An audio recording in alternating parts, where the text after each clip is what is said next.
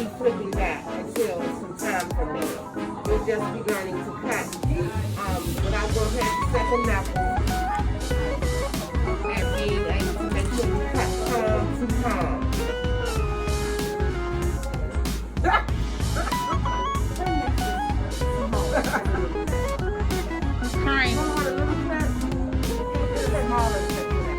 She's told me with the smaller side of the comb because she wants to create tension.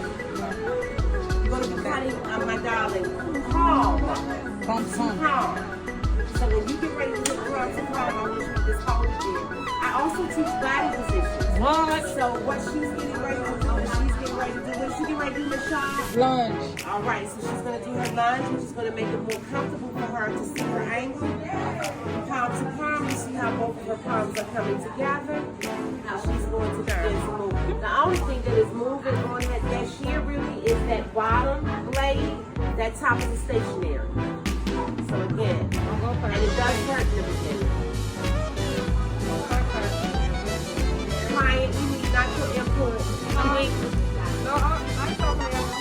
So when she comes back up to comb.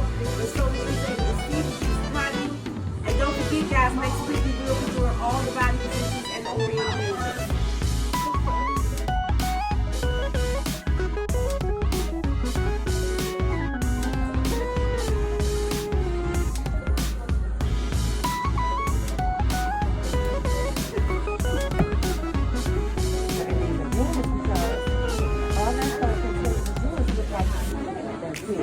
So what in actuality you've now done is you have evened her back to her front. That's that. So really it's just a light skimming really as we come down, because what was going on was that her back was bigger and it was much shorter than what the sides were much longer than what her back was. But now we got her nice and even. And then whoever's gripping your hair in here,